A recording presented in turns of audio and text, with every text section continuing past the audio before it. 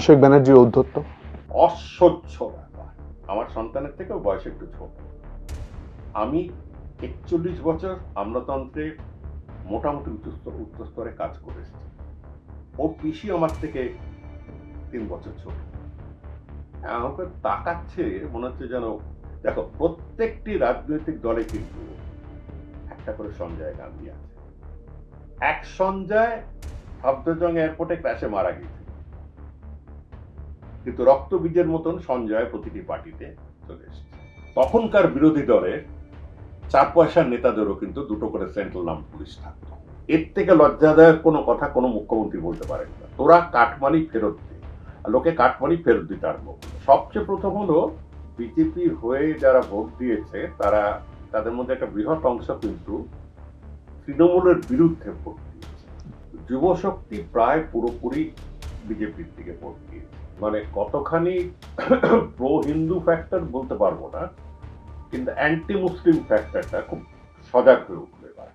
তখনই মানে ইলেকশনের প্রায় 4 মাস আগে দেখলাম যে মমতা ব্যানার্জির হয়ে একজনকে বলতে গেছিল, তাকে প্রায় বাকি মুসলিমরা তাকে চেঁচিয়ে বসিয়ে দিল। আমি তো অবাক হয়ে গেলাম। আমি শুনে জানি, আমরা তো জানতাম যে মুসলিমরা নাকি সব পক্ষে। জাভেদ খানকে আমি প্রশ্ন করেছিলাম, জাভেদ খান বলেছিলেন, আমি কোট আনকোট আপনাকে বলছি, মুসলমানদের তৃণমূল কংগ্রেস ব্যবহার করেছে শুধুমাত্র ভোটের জন্য। আমি কোট আনকোট এই কথাটা বলছি। কিন্তু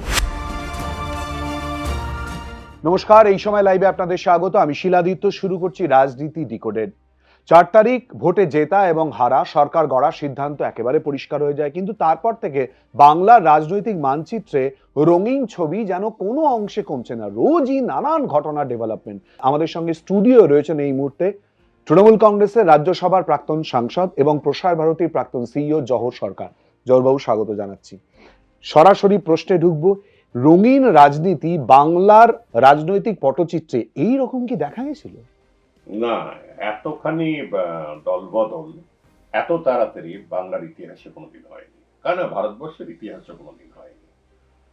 ভারতবর্ষের ইতিহাসে বড় রং বদল হয়েছিল কর্ণাটকে, মহারাষ্ট্রে, কিন্তু অনেক দিন পরে আর অনেক পরিকল্পনা করে। এখানে কিছুখানি পরিকল্পনা, কিছুখানি স্বতঃস্ফূর্ত, কিছুখানি চামড়া বাঁচাও, সব মিলিয়ে একটা খিচুড়ি হয়ে গেছে। এটা কিন্তু কেউ আশা করে। 4 তারিখ ভোটের ফলাফল স্পষ্টভাবে বুঝিয়ে দিল বিজেপি 2/3 আসন নিয়ে সরকার গড়ছে, আর তৃণমূল কংগ্রেস গো হারান হারলো। বিজেপির জয়ের 4টে কারণ যদি বলা হয়, আপনার চোখে কোনগুলো? সবচেয়ে প্রথম হলো, বিজেপির হয়ে যারা ভোট দিয়েছে তাদের মধ্যে একটা বৃহৎ অংশ কিন্তু তৃণমূলের বিরুদ্ধে ভোট দিয়েছে। অ্যান্টি ইনকামবেন্সি বা অ্যান্টি করাপশন, অ্যান্টি দাদাগিরি, এটা হলো সবচেয়ে বড় ফ্যাক্টর। দ্বিতীয়ত হলো যে 50 বছর হলো কেন্দ্র আর রাজ্যের মধ্যে দ্বন্দ্ব চলছে।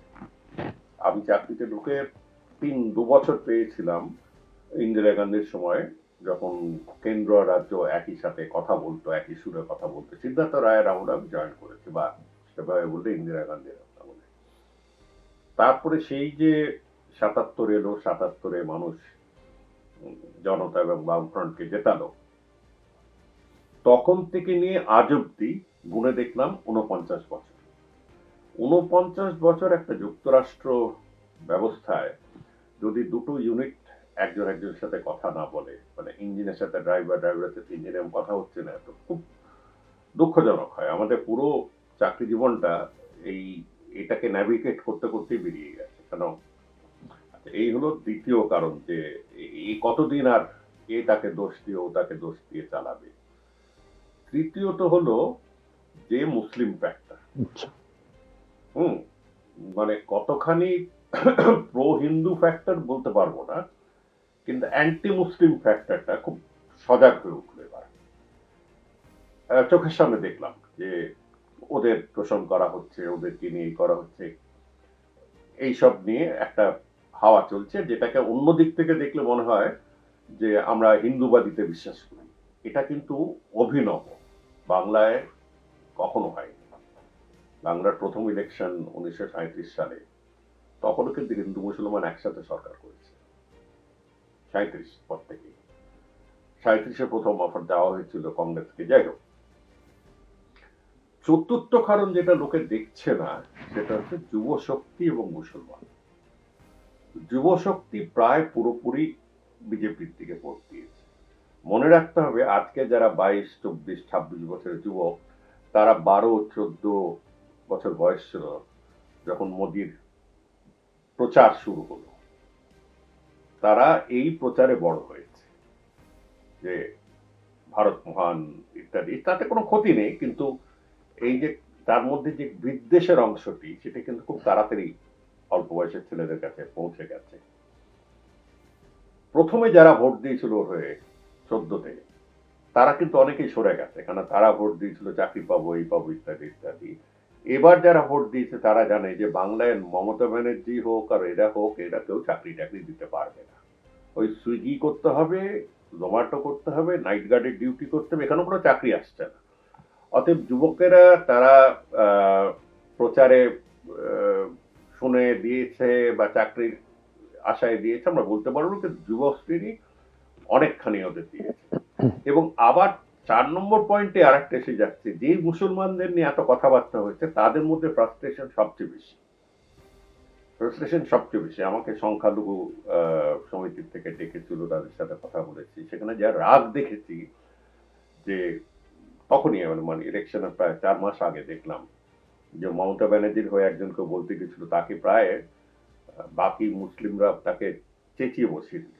আমি তো অবাক হয়ে গেলাম। আমি শুনে জানি, আমরা তো জানতাম যে মুসলিমরা নাকি সব পক্ষে। ওদের বক্তব্য হলো যে আমাদের ভয় দেখে আর কদিন চালাবে। একটু আটকাচ্ছি, জাভেদ খানকে আমি প্রশ্ন করেছিলাম, জাভেদ খান বলেছিলেন, আমি কোট আনকোট আপনাকে বলছি, মুসলমানদের তৃণমূল কংগ্রেস ব্যবহার করেছে শুধুমাত্র ভোটের জন্য। আমি কোট আনকোট এই কথাটা বলছি, কিন্তু আমি কথা শুনিনি, কিন্তু আমি মোটামুটি একদম জাভেদ খান এই কথা বলেছেন, তার সাথে আমারটাও মিলছে। কারণ আমি এই সংখ্যালঘুদের মিটিং এ, তারপরে আরো 2-4টে মিটিং এ গিয়ে দেখলাম ওদের মধ্যে একটা ক্ষোভ হয়েছে যে আমাদের ব্যবহার করেছে। আর তোমরা কি করে এটা বলছো? একটা উদাহরণ দিল তারা, যে দেখুন আমাদের 27% আমাদের পপুলেশন, 27 জনসংখ্যার যদি আমরা 27 হই, তো কাছাকাছি তো চাকরি তো হবে। পুলিশে কনস্টেবলরা 6% মুসলমান, কোনো 5, কোথাও 6। এই 15 বছরে কোনো এটাকে 20 করতে পারতেন না। একটা কনস্টেবলের চাকরি তো বেশি বুদ্ধি লাগে না, বেশি এই লাগে না, পড়াশোনা লাগে না। মানে কোন রকমের কেউ কোনো এফার্টই হয়নি। কোন জায়গায় আপনি বলুন কোন মুসলিম এলাকার স্পেশাল স্কুল করেছে? মাদ্রাসাদের পয়সা দিয়েছে, ঠিক আছে, কিন্তু স্পেশাল স্কুল তো করেনি, স্পেশাল চাকরির ব্যবস্থা তো করেনি। এই সব ভালো মন্দ আমি বলবো না, এই 4টে কারণের জন্য তুমি জিজ্ঞেস করলে আমি 4টে কারণ দিলাম। এই 4টে কারণের জন্যই ওর হার হয়েছে। তার মধ্যে সবচেয়ে প্রধান কারণ আমি বলবো তৃণমূলের 15 বছরতম ইমেজ। 21-ও যাবো যাবো করছিল, 21-ও একবার যাবো যাবো উঠেছিল, কিন্তু 21টা বেরিয়ে যেতে পারলো 2-3টে কারণ। একটা হচ্ছে যে মমতা ব্যানার্জি করাপশন ব্যাপারটা বুঝতে পেরেছিলেন, নিয়ে তখন হঠাৎ 21-এর সেই মনে আছে আমার, ফেব্রুয়ারি মাস থেকে বলতে আরম্ভ করলো, তোরা কাটমানি ফেরত দে। এর থেকে লজ্জাদায়ক কোনো কথা কোনো মুখ্যমন্ত্রী বলতে পারেন না, তোরা কাটমানি ফেরত দে। আর লোকে কাটমানি ফেরত দিতে আরম্ভ করলো, মনে আছে? একদম ভোলা যায় নাকি? দিদিকে বলো শুরু হলো, একটার সঙ্গে একটা রিলেট করানো হলো। তারপরে প্রশান্ত কিশোর বসে অনেক কটা স্কিম করে দিল, দুয়ারে সরকার, হ্যানা ত্যানা, দিদিকে বলো, এসব করে ড্যামেজ কন্ট্রোল করবো। তৃতীয়ত, তখন অবধি বাঙালিদের মধ্যে যে একটা কি বলবো, 200 বছরকার নবজাগরণের কারণে হোক বা তাদের অন্যান্য বিভিন্ন শিক্ষাগত কারণ বা সংস্কৃতিগত কারণে বাঙালিদের জাতি টাতি নিয়ে কথা হয় না, হতো না। আমি হয় না থেকে হতো না বলছি, কারণ গত 2 বছরে আমি দেখছি হঠাৎ জাতিপাতি নিয়ে কথাবার্তা শুরু হয়েছে, জাতপাত নিয়ে। আর সেটা হচ্ছে উচ্চবর্ণদের মধ্যে সবচেয়ে বেশি। আজকাল আমি শুনেছি যে আমরা এই জাতি বলে হোয়াটসঅ্যাপ গ্রুপ হচ্ছে, কিন্তু ইউপি বিহারের অশিক্ষিতরা করে আমরা এই জাতি, প্রাউড টু বি ড্যাশ জাতি। কি রে বাবা, এটা তো কোনোদিন 200 বছর ধরে বা তারও আগের থেকে শ্রী চৈতন্য থেকে যখন বললো যে জাতিবাদ উঠে যাক, রামমোহনের থেকে সময় থেকে নিয়ে বিদ্যাসাগর থেকে আরম্ভ করে বিবেকানন্দ, এই যে পুরো শিক্ষাটা কোথায় গেল? আমার নাম সরকার, আমি যে কোনো জাতি হতে পারি, কেউ তো আগে জিজ্ঞেস করেনি। আমি হঠাৎ ঘুরে দেখলাম আমাদের স্কুলের কলেজে কেউ কাউকে পদবি ধরে বা এই ধরে কোনোদিন জিজ্ঞেস করেনি, কিন্তু হঠাৎ এখন এই বীজটি ঢুকে গেছে বাংলায়। এটাই সবচেয়ে ভয়ঙ্কর। কে জিতলো কে হারলো নিয়ে আমরা খুব চিন্তা করব না, রুটি একদিকে ঝলসে গেলে অন্যদিকে করতে হয়, গণতন্ত্রের নিয়ম। কিন্তু যদি বিষ ঢুকে যায় শরীরের মধ্যে, সেটা কিন্তু একেবারেই সহ্য হবে না। আমরা আমার মতন লোক কোনোদিন গ্রহণ করতে পারবে না, আমি সামনাসামনি বলবো, তার জন্য যা যা মনে করার তিনি মনে করুন। আমি চারটে কারণ বিজেপির জিজ্ঞেস করেছি, আমি জানি না সংখ্যাটা 40 হলে ভালো হয় কিনা। তৃণমূলের হারের কারণ আপনার চোখে যতগুলো ব্যাখ্যা করা সম্ভব। আরে তাই চারটে কারণে বললাম। একটা তো আপনি মুসলিম ভোটের প্রসঙ্গ দিলেন, দুর্নীতি। হ্যাঁ, দুর্নীতিটা জিনিসটা হচ্ছে মমতা যে মডেলে শুরু করেছিলেন, সেই মডেলটার মধ্যেই গলদ ছিল। চিন্তা করতে হবে কোথা থেকে এলো জিনিসটা। দুটো প্রধান কারণ আছে, এই নিয়ে কিন্তু কেউ বিশ্লেষণ করে না। আমি ওই যে 3 বছরের জন্য একটা গ্রাজুয়েশন কোর্স করতে গেলাম রাজ্যসভায়, 3 বছর আমাকে শেষে আমি দমকরকে বললাম 3 বছর কোর্স আমার হয়ে গেছে, এবার আমাকে একটা গ্রাজুয়েট সার্টিফিকেট দিন। সেখানে গিয়ে আমি বুঝতে পারলাম অনেক কিছু জিনিস, এগুলো না গেলে বোঝা যেত না। প্রথম কারণ হলো যে প্রতিটি রাজনৈতিক দলের টাকার দরকার পড়ে প্রচারের জন্য, মিটিং এর জন্য। মোদি যে এক একটা মিটিং করে, যে কোনো শহরে গিয়ে যদি মোদি মিটিং করে বা একটা মিটিং, আমি এই ক্যামেরার সামনে বলছি 15 কোটি টাকার কমে হয় না। আবার করছি, 15 কোটি টাকার কমে হয় না। আমরা হিসেব করে দিই, আমরা প্রশাসনের লোক, আমরা জানি কোথা থেকে হয়।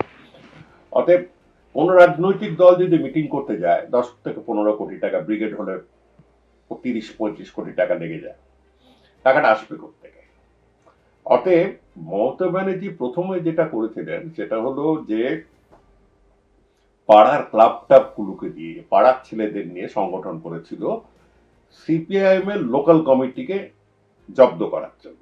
সিপিআইএম এর লোকাল কমিটি তো তখনকার দিনে সবকিছু বিচার করতো না, কার মেয়ে কোথায় বিয়ে করবে, কার বাড়িতে যায় বয়কট হবে, একটা স্টেজ ছিল না আমাদের তখন। সেই ভয়ঙ্কর বা সেই ভয়াবহ লোকাল কমিটিকে টেক্কা দেওয়ার জন্য লোকাল বয়েজদের একত্রিত করেছিল।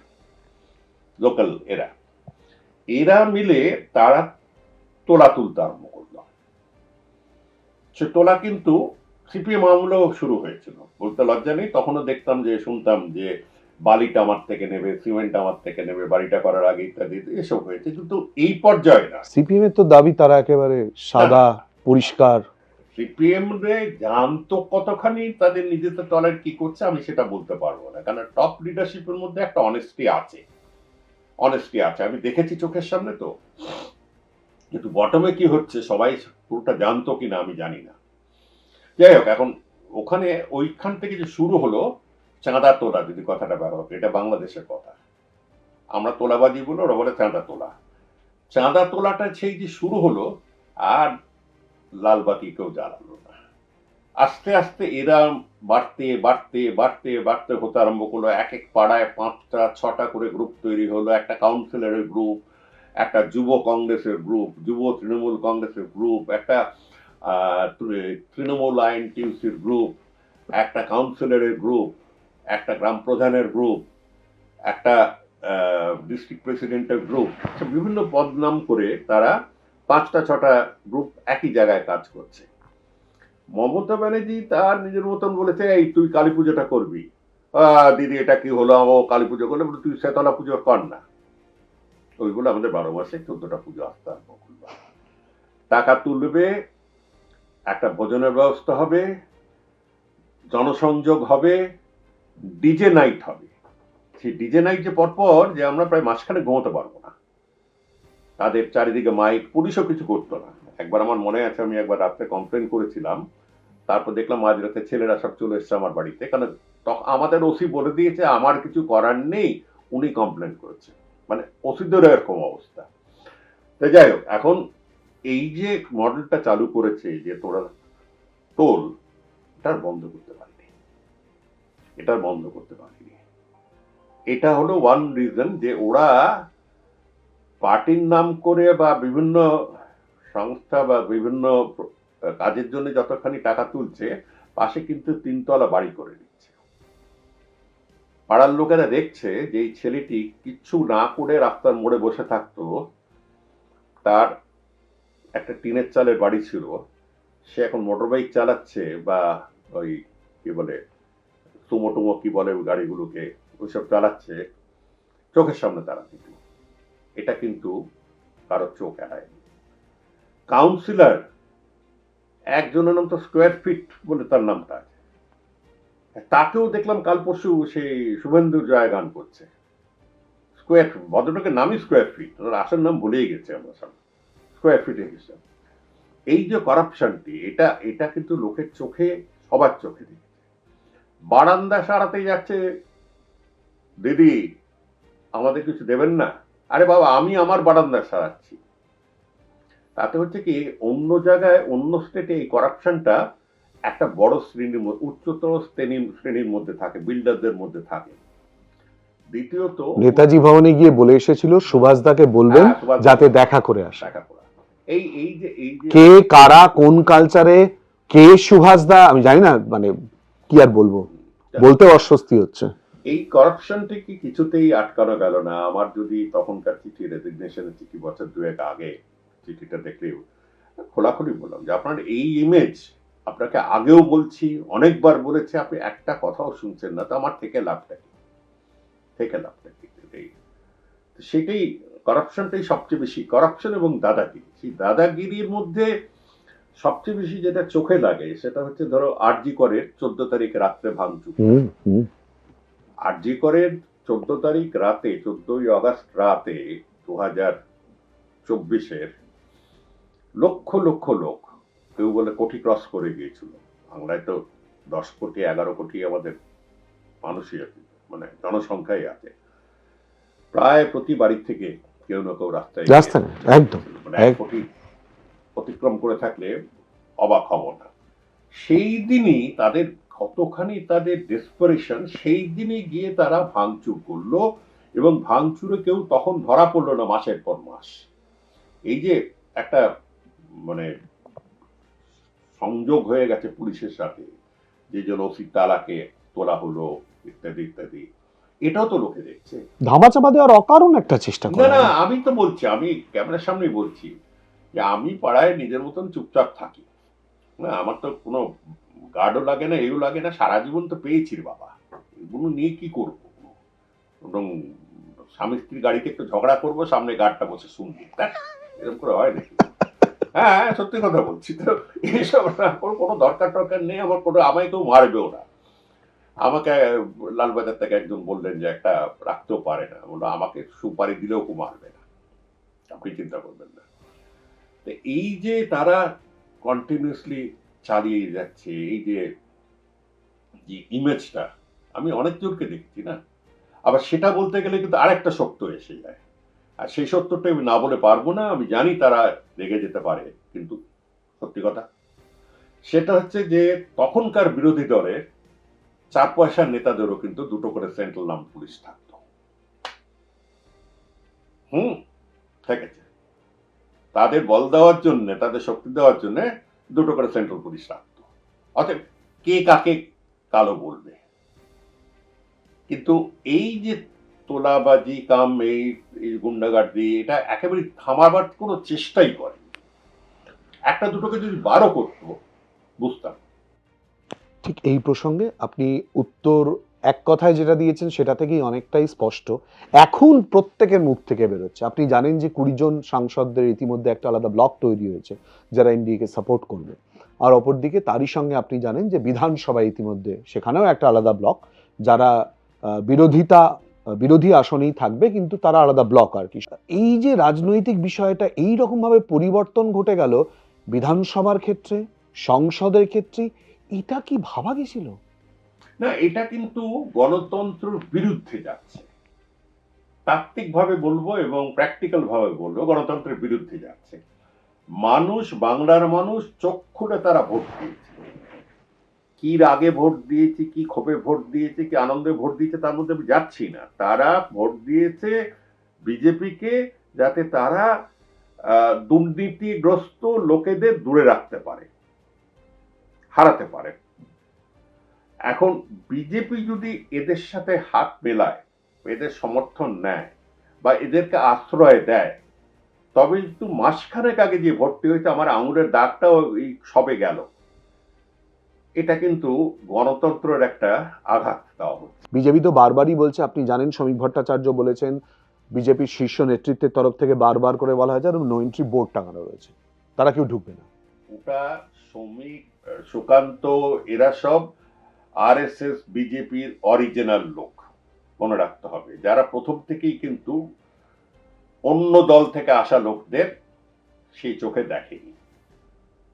বিজেপির মধ্যে তারা তাদের একটা ব্যাপার আছে, এই নিয়ে অনেক সময় প্রকাশ্য লেগে গেছে, আবার অনেক সময় তাদের ডিসিপ্লিন আছে, তারা ওটা জিনিসটাকে ধাপা চাপা দিয়ে রেখেছে। বিজেপির অফিসিয়াল স্ট্যান্ড আমরা কোনো কিছু নেব না, কোনো এখানে নেব না, বাড়িতে ঢুকতে দেব না। এরা কি বলছে, আমরা বাড়িতে ঢুকতে চাই না, আমরা পটিকতায় শোব, তারাও তো তাই, বাড়িতে ঢুকবো না, আমরা আপনার পটিকতায় থাকবো। তোমাকে বিরোধী দল হিসেবে পাঠানো হয়েছে, ভালো হোক মন্দ হোক। আমি যেটা পার্লামেন্টে বলতাম যে আমার বিরোধিতা নিয়ে আপনারা তো রাগারাগি করছেন, কিন্তু আমাকে তো পাঠানো হয়েছে বিরোধী এমপি হিসেবে, বিরোধী বিরোধী বিপরীত কথাটা বলার জন্য পাঠানো হয়েছে, বিরোধী কণ্ঠ এবং বিপরীত জিনিসটা আমার জানতে হবে, মানুষকে তো জানতে হবে বিপরীতটা কি হতে পারে। প্রতিটি পলিসির একটা বিপরীত দিক আছে, যেটাকে ডাক্তারি ভাষায় বলা হয় সেকেন্ড ওপিনিয়ন।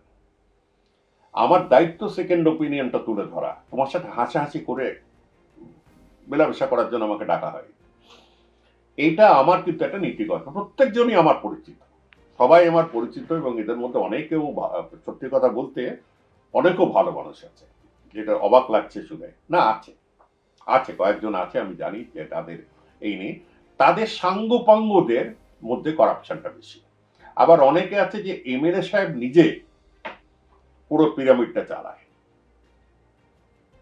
নিজে চালায়।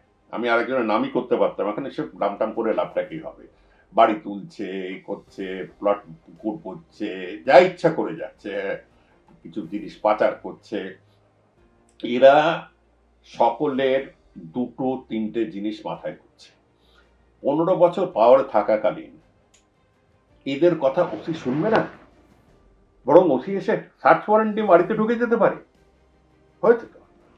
এইটা কিরম যেন সহ্য করতে পারছে না, পার্টি ধরে রাখতে পারবো না, লোকগুলোকে ধরে রাখতে পারবো না, এটা ক্ষমতার একটা ব্যাপার আছে। ভাগ্যিস আমার কোনো কথা কোনো ওসি শোনেনি, আমার কিছুই যায় আসে না। হ্যাঁ, চাকরির পদ জন্য শোনেনি, এটা ওরা দিয়ে কিছু হবে, পলিটিক্স বোঝে না, একে দিয়ে অভিষেকের দিকে ভালো করে তাকায়ও না, একে আমার করে কি লাভ হবে। যাই হোক, এক হলো ওরা ক্ষমতা ছাড়া থাকতে পারছে না, এবং ক্ষমতার সাথে কিছু আমরা বলি গুডস অফ অফিস, সেগুলো ছাড়া থাকতে পারছে না। দ্বিতীয়ত হলো যে তাদের একটা বিমা পলিসি সই করতে হবে, যে আমার উপর যেন কোনো সার্চ ওয়ারেন্ট না আসে। ন্যায্য কারণ হতে পারে, অন্যায্য কারণ হতে পারে। এখানে রাজনীতিতে ন্যায্য অন্যায্যের মধ্যে তফাৎটা বোঝা খুব খুব কঠিন, যে আমার পেছনে লাগতে পারে, এবং মোদি বা মোদির সমর্থকেরা লেগেছে, অতএব খামাকা ঝামেলা বাড়িয়ে লাভটা কি। একটা ইন্স্যুরেন্স তারা করে দিল, একদিকে তারা একটা ওই যেটা বলে না হাসপাতালে রেখেছে, একটা একটা পলিথিনের রোল লাগিয়ে নেয়, বা সাইনবোর্ডের টুকরো কেটে শুয়ে পড়ে, ওই ফ্লেক্সে কাটা করে ভাড়া পাওয়া যায় হসপিটালে, যারা রাত্রে শোয় তাদের ভাড়া দেওয়া।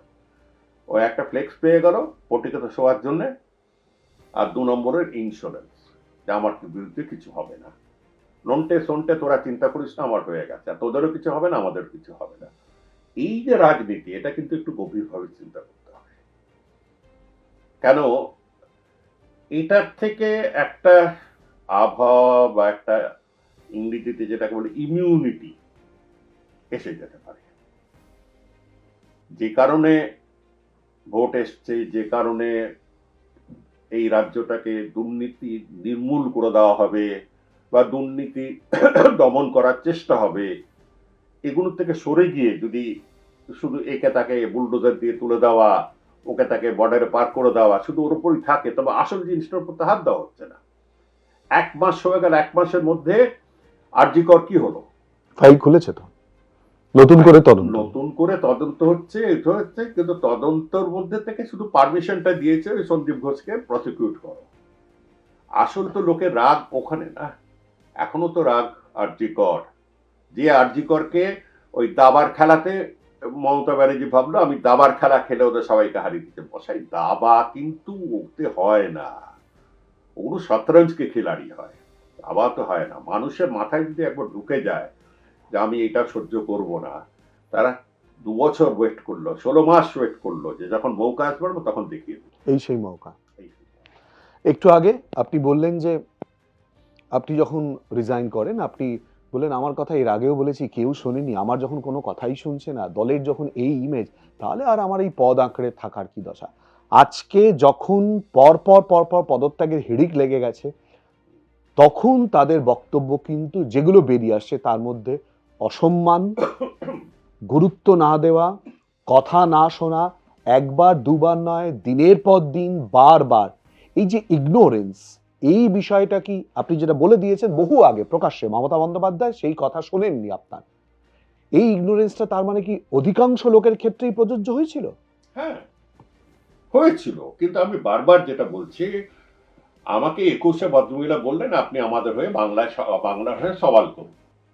21-এ তখন সর্বভারতীয় তার ইমেজ কি, হরিয়ানাতে ইউনিট খুলছে, গোয়াতে ইউনিট খুলছে, মেঘালয়, ত্রিপুরা ইত্যাদি ইত্যাদি, জিতে একটা বিরাট। সেই সময় আমাকে ফোন করে বলেছেন, আমি গেছি 1 বছরের মাথায়। 21-এর জুলাই আমি গেছি বা আগস্টে গেছি, 22-এর জুলাই আগস্টে ওই নোটের পাহাড় পাওয়া গেল পার্থ চট্টোপাধ্যায়ের এক বন্ধুর বাড়ি। 2022 জুলাই। 22, ঠিকই বলছেন। তো ওই জুলাই মাসেই পাওয়া গেল, 1 বছরের মধ্যেই নোটের পাহাড় পাওয়া গেল। তখন আমি কিছু মন্তব্য করলাম যেটা সাধারণ মানুষের করা উচিত, এটা ঘৃণ, এটা করাপশন, এটার বিরুদ্ধে অ্যাকশন নিন। আর কি কি কথা বলেছিলাম তখন মনে নেই, একটা বলেছিলাম পচা গলা এলিমেন্ট নিয়ে পার্টি চলে না। আমাকে সঙ্গে সঙ্গে তখন সৌগত রায় বলে দিলেন যে জহরকে বহিষ্কৃত করো। আমি সৌগত বাবুকে বললাম, বহিষ্কৃত করবো, আমি তো আপনার পার্টির লোকই নয় রে বাবা, আমি তো ভিজিটিং প্রফেসর, আমাকে কি বহিষ্কৃত করবো? আমি তো এখনই ছেড়ে দেবো যদি বলেন। ভদ্রমহিলা বললেন যে আপনি সওয়ালগুলো ভালো করছেন পার্লামেন্টে, আপনি বাজেটের আমাদের স্পিচ, তারপরে প্রেসিডেন্টের স্পিচ, তারপর বড় বড় বিলগুলো, এগুলো আপনি বুঝে খুব তাড়াতাড়ি তুলে দিচ্ছেন, আপনি ওটার উপর থাকুন।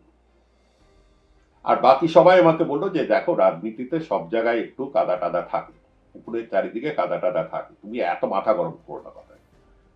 আমি মেনে বসে গেলাম। আর 1 বছর আবার সেই একই ঘটনা। তারপর থেকে আমি বলছি আমার তো থাকার কোনো কারণ নেই, থাকার কোনো কারণ নেই।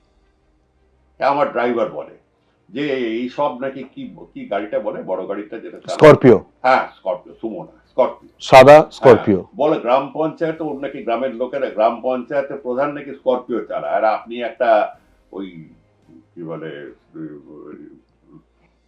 গাড়ি, ভাঙা ছোট গাড়ি, হ্যাঁ ছোট গাড়ি চালাচ্ছেন। আমার দাঁড়াও, সুইফট গাড়ি তো ভালোই চলছে, তো তোমার অসুবিধাটা কি হচ্ছে?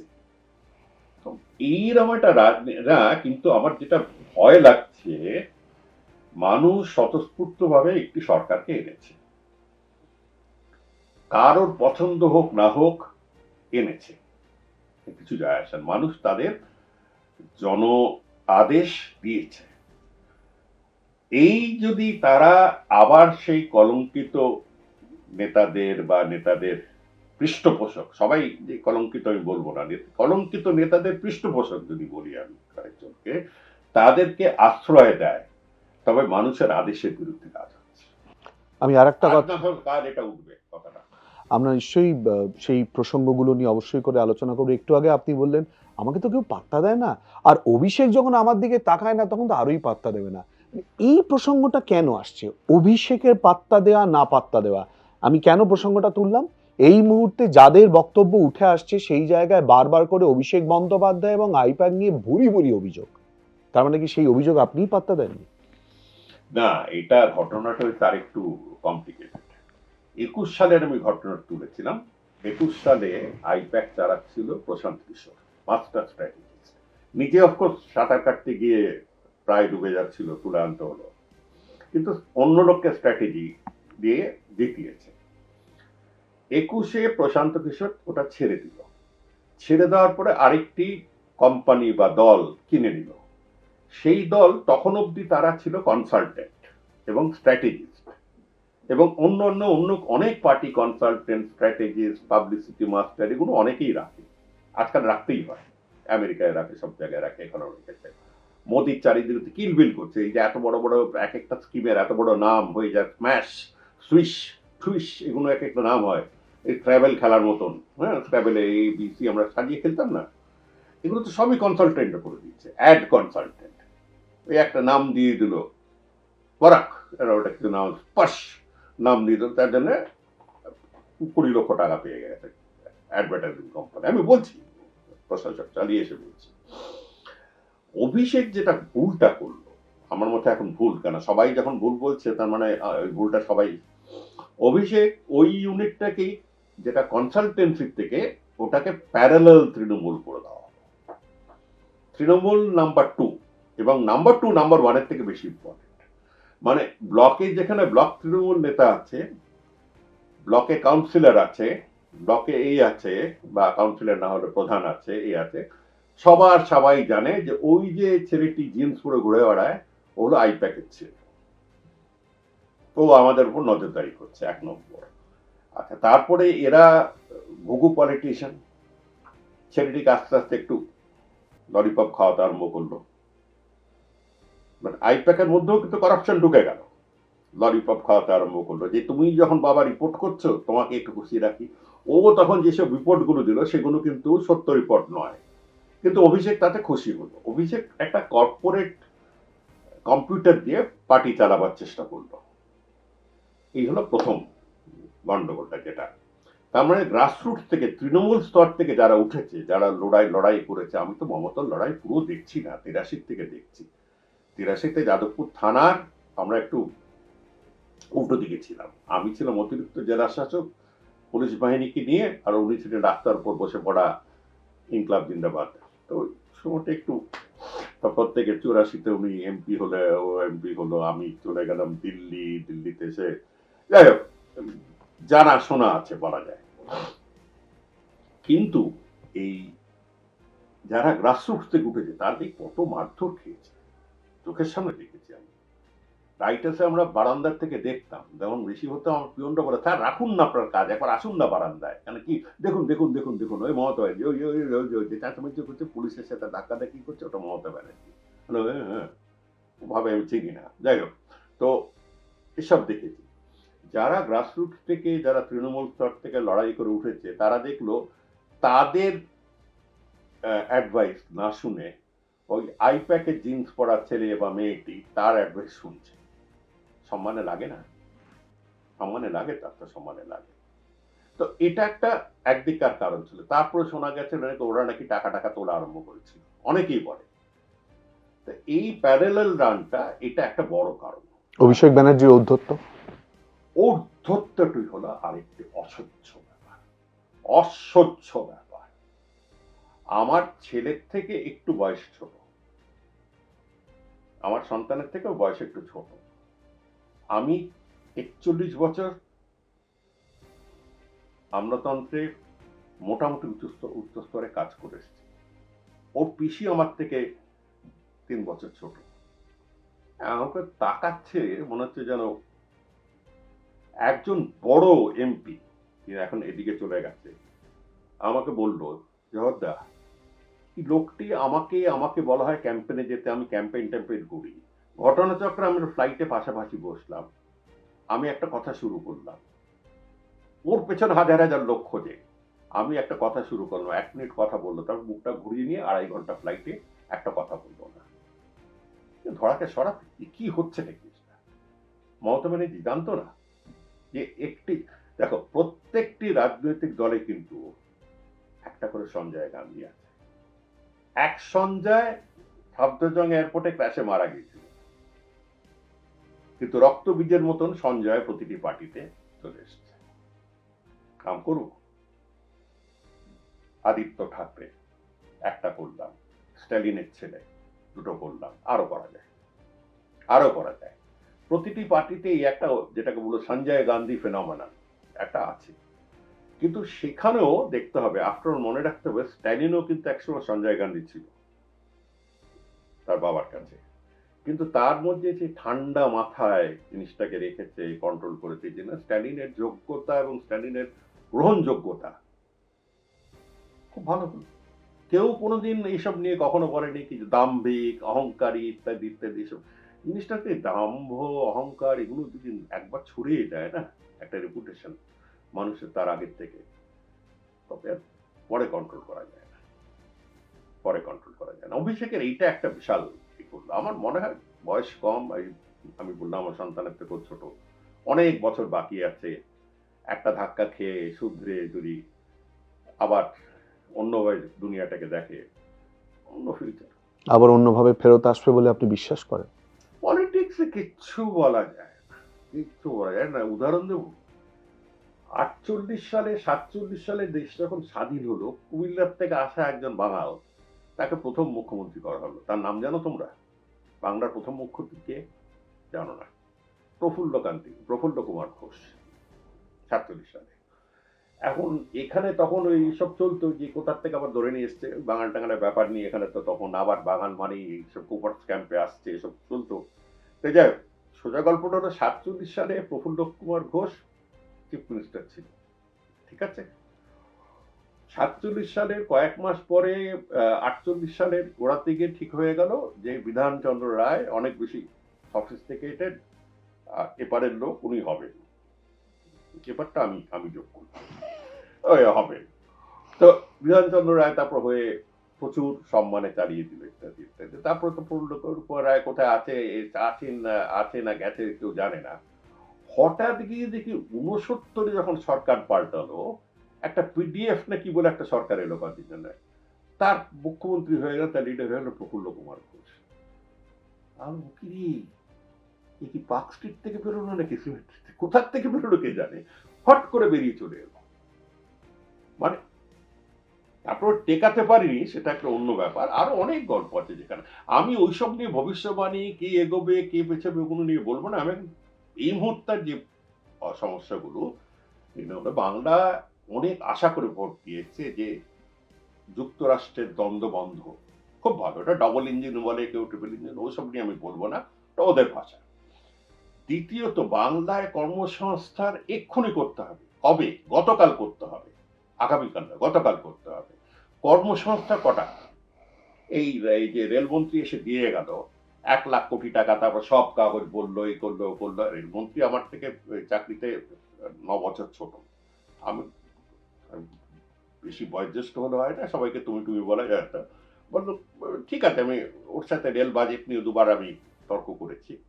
এবার বলাতে আমি এবার রেল বাজেটটা খুললাম, খুলে দেখলাম 1,00,000 কোটি টাকা যা বলেছে সবকটাই তো রেল বাজেটের মধ্যে। কি খেলা হলো?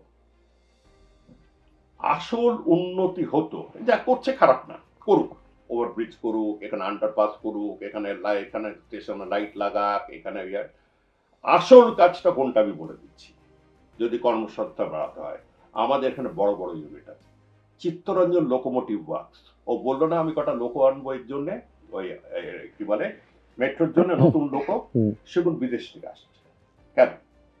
চিত্তরঞ্জন লোকোমোটিভ ওয়ার্কসকে একটা স্থিতিশীল অবস্থায় নিয়ে আসা হয়েছে, বিশাল জমি, বিশাল তাদের পার। যদি আজকে চিত্তরঞ্জন লোকোমোটিভ ওয়ার্কস 2 বলে বলা হতো যে আমরা আমেরিকা বা চায়নার থেকে সেই ইঞ্জিনগুলো, সেই লোকোগুলো আমরা তৈরি করবো এখানে, এক কর্মসংস্থান, এই হলো দিস ইজ ইট। সেকেন্ড, আমাদের 5টা রেলওয়ে ওয়ার্কশপ আছে আলাদা আলাদা কারণে, কাঁচরাপাড়াতে আছে, লিলুয়াতে আছে। এই যে ওয়ার্কশপগুলোতে, এগুলোতে ওয়ার্ক কমে যাচ্ছে, ওয়ার্কশপে রিপেয়ার মেনটেন্যান্স গুলো করতে হয়। যদি বলা হয় যে আমরা এখানে বাড়াবো, তবে কর্মসংস্থান বাড়বে।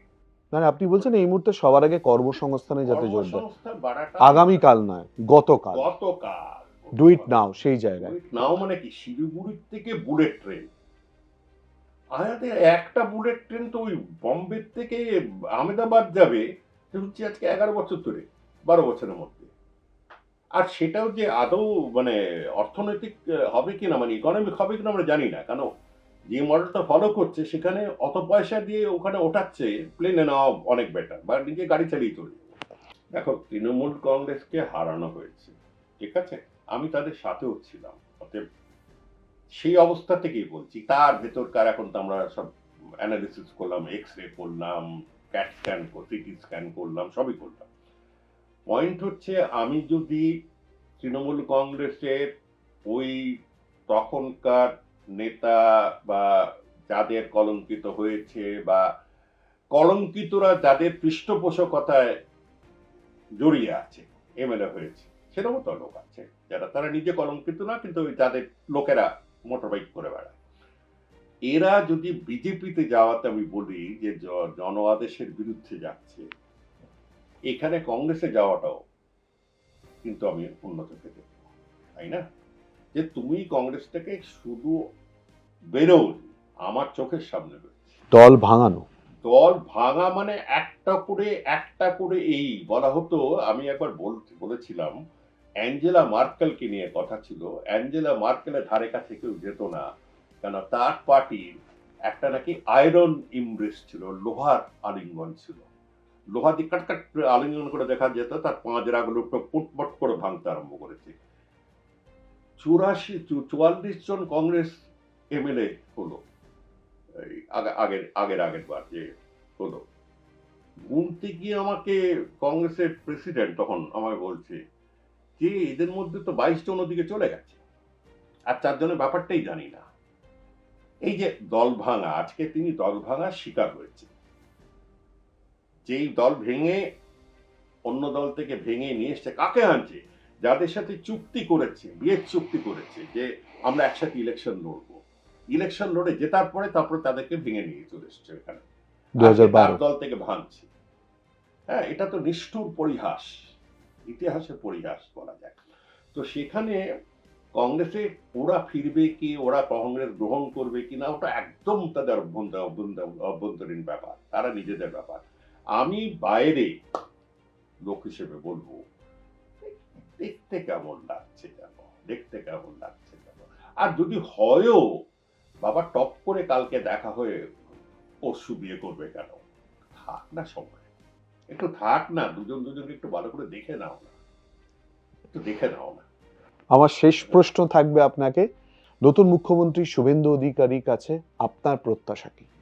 আমি প্রথমে বলবো কর্মসংস্থান, তবে আমি বারবার এক কথা বলে যাচ্ছি রেকর্ডের মতন। দ্বিতীয় হচ্ছে শিল্প,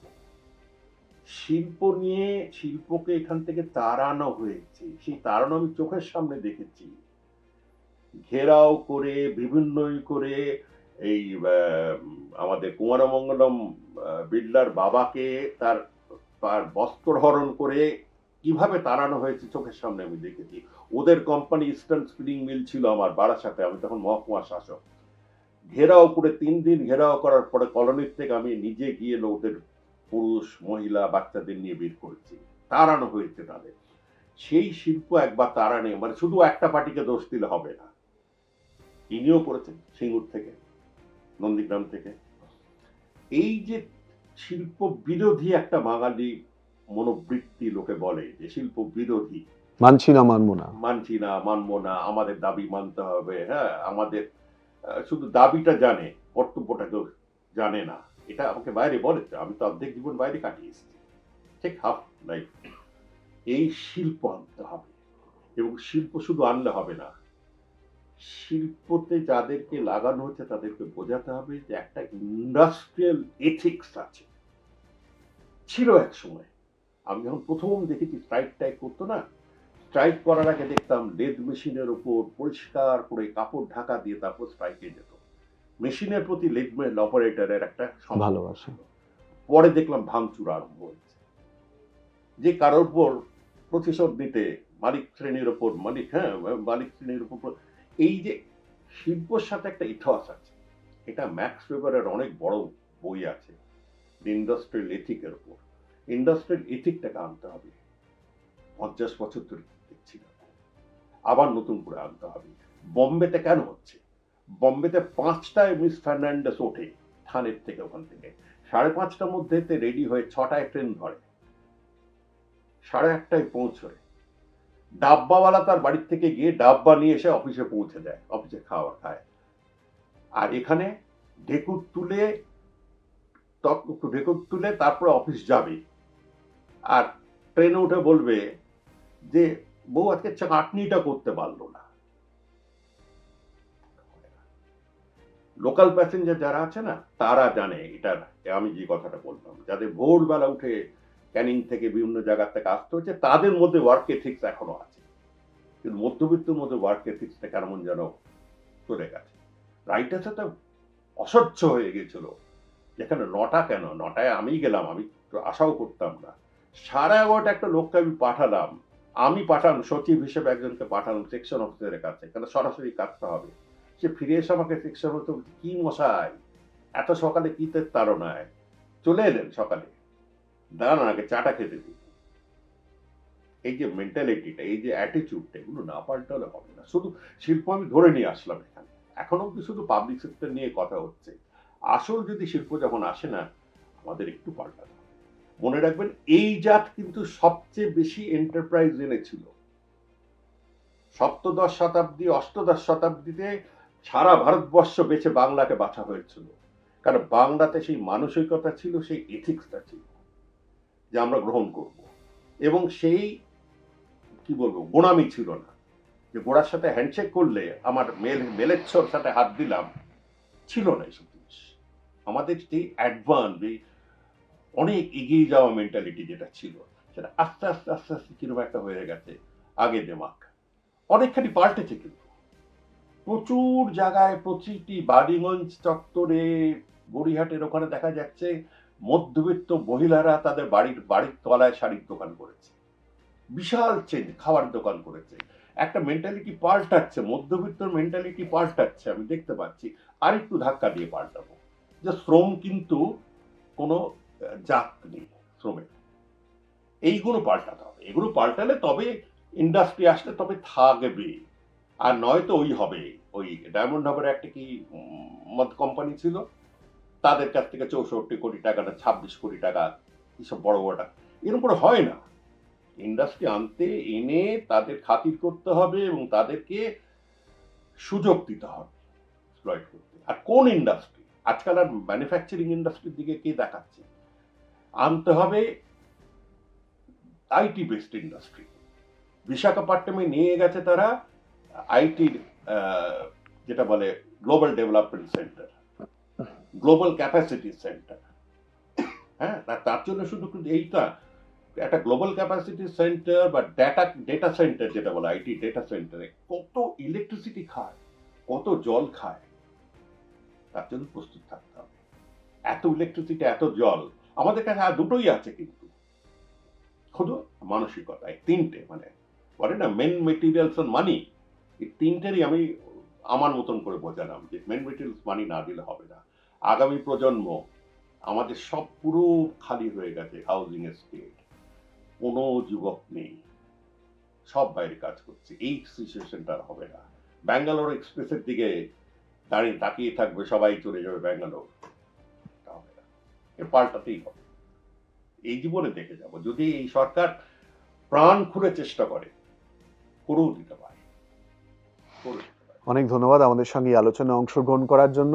জওহরবাবু একেবারে স্পষ্ট করে দিলেন এই সরকার করেও দিতে পারে, প্রাণ খুলে যদি চেষ্টা করে। সঙ্গে তিনি বললেন মধ্যবিত্ত পাল্টাচ্ছে। পজিটিভ আঙ্গিক নিয়ে তিনি বলেছেন দীর্ঘদিনের তার কাজের অভিজ্ঞতা, পেশাগত অভিজ্ঞতা, রাজনৈতিক অভিজ্ঞতায় তিনি বারবারই বলছেন তিনি ছাত্র হিসেবে এসেছিলেন, কিছুদিন হয়তো গ্র্যাজুয়েশনের কোর্স করেছেন, কিন্তু শেষে তো কোথাও খেদ থাকে, সেই খেদের জায়গা থেকে তিনি বলছেন ওয়ার্ক অ্যাটমসফিয়ার বা ওয়ার্ক কালচারের একটা পরিবর্তন খুব বেশি পরিমাণে প্রত্যাশা রাখেন।